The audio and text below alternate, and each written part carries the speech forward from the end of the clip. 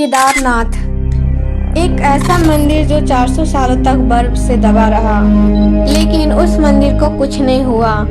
क्या है इस मंदिर का रहस्य? किसने और क्यों बनाया इस मंदिर को?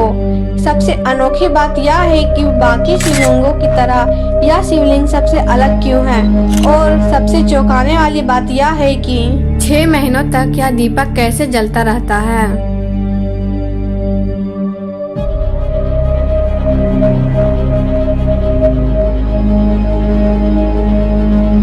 हिमालय की ऊंचाइयों में बसा केदारनाथ मंदिर देश के सबसे पवित्र शिव मंदिरों में से एक है।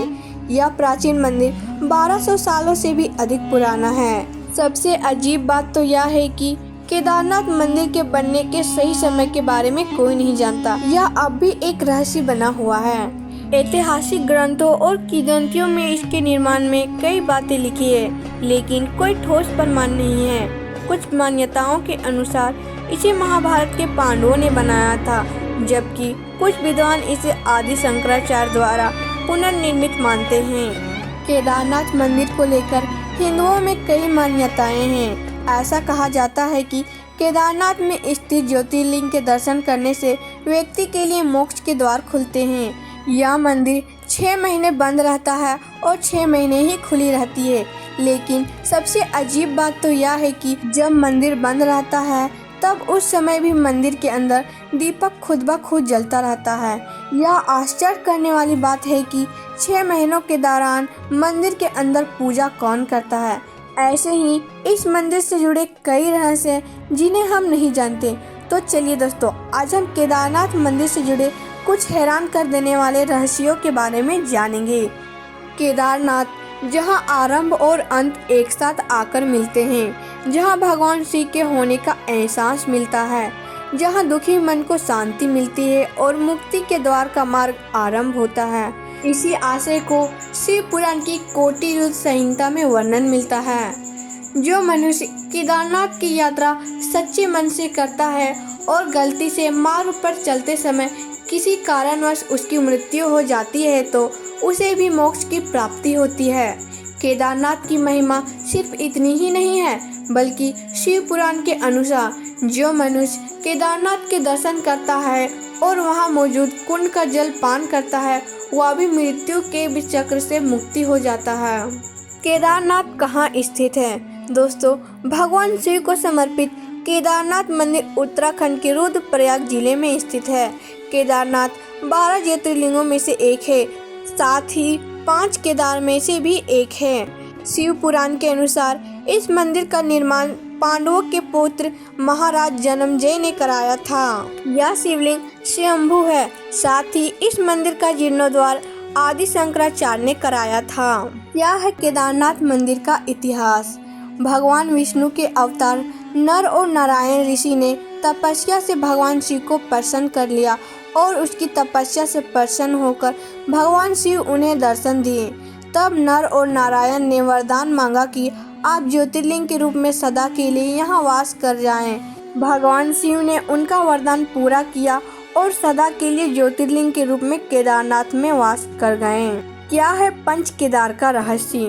पुराणों के अनुसार जब महाभारत का युद्ध समाप्त हो गया तो पांडवों ने अपने हत्या के पाप से मुक्ति पाने के लिए भगवान शिव के पास जा पहुँचे। पाप से मुक्ति पाने के लिए वह भगवान शिव से आशीर्वाद पाना चाहते थे, लेकिन भगवान शिव पांडवों को दर्शन नहीं देना चाहते थे। भगवान शिव को खोज में पांडव पहले काशी पहुँचे, लेकिन भगवान शिव वहाँ अंतर्ध्यान हो गए। भगवान शिव को खोजते खोजते पांडव हिमालय आ पहुँचे, लेकिन भगवान शिव वहाँ से भी अंतर्ध्यान हो गए। लेकिन पांडवों ने हार नहीं मानी और भगवान शिव को पाने की खोज जारी रखी।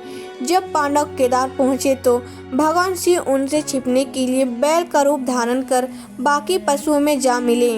पांडवों को संदेह हुआ तो भीम ने अपना विशाल रूप धारण कर लिया। भीम ने अपने दोनों पैर अलग अलग पहाड़ों पर रख दिए। बाकी सारे बैल को उनके पैर से निकल गए, पर बैल रूप में मौजूद भगवान शिव नहीं गए। इसके बाद भीम ने बैल पर जैसा ही झपटा मारा तो बैल का त्रिकोणात्मक पीठ का भाग पकड़ लिया। भगवान शिव पांडवों की भक्ति देखकर प्रसन्न हो गए। जब भगवान शंकर अंतर ध्यान हो गए तो धड़ का ऊपरी हिस्सा काठमांडू पहुंच गया, जो आज भी पशुपतिनाथ के नाम से मशहूर है। भगवान शिव की भुजाएं तुंगनाथ में, मुख रुद्रनाथ में, नाभि महेश्वर में, भगवान शिव की जटा कल्पेश्वर में प्रकट हुई। इसलिए इन 4 स्थानों को पंच केदार कहा जाता है। केदारनाथ को लेकर एक अन्य मान्यता यह भी है कि जब असुरों ने देवताओं पर आक्रमण किया तो तब असुरों से बचने के लिए देवताओं ने भगवान शिव की आराधना की थी, जिसके बाद शिव बैल के रूप में प्रकट हुए। इसके बाद बैल स्वरूप भगवान शिव ने असुरों का सींगों और खूनों से नाश कर दिया। इन असुरों को भगवान शिव के मंदाकिनी नदी में फेंक दिया। केदारनाथ का नाम कोदरमा से ही पड़ा है। केदारनाथ मंदिर के पास एक रेतस नाम का कुंड है। कुंड के पास ओम नमः शिवाय बोलने पर पानी में बुलबुले उठते हैं। साथ ही इस कुंड का पानी पीने से व्यक्ति को मोक्ष मिलता है। जहां से केदारनाथ की यात्रा आरंभ करते हैं तो वहां गौरी कुंड स्थित है। गौरी कुंड का पानी हमेशा गर्म रहता है। यहाँ स्नान करने के बाद ही केदारनाथ की यात्रा आरंभ होती है। इस कुंड को लेकर यह मान्यता है कि इस कुंड के पास माता पार्वती ने भगवान शिव को पति रूप में पाने के लिए तपस्या की थी। उस समय देवी पार्वती के लिए ही यहाँ गर्म पानी स्रोत प्रकट हुआ था, इसलिए यहाँ का नाम माँ पार्वती के नाम पर गौरी कुंड पड़ा। केदारनाथ मंदिर को लेकर यह भी कहा जाता है कि जब मंदिर 6 महीने के लिए बंद रहता है तो उन 6 महीनों में दीपक अपने आप जलता है। केदारनाथ मंदिर के आसपास रहने वाले बताते हैं कि मंदिर के कपाट बंद होने के बावजूद भी मंदिर के अंदर से घंटी बजने की आवाज़ आती है। पुराणों के अनुसार इन 6 महीनों में देवतागण यहाँ पूजा करते हैं, यानी 6 महीने मनुष्यों के लिए खुलता है और 6 महीने देवताओं के लिए। तो दोस्तों, ये थी केदारनाथ मंदिर के अनसुलझे रहस्य जिन्हें हम नहीं जानते थे। तो दोस्तों, अगर आपको वीडियो पसंद आए तो वीडियो को लाइक कर दीजिएगा और चैनल को सब्सक्राइब कर दीजिएगा।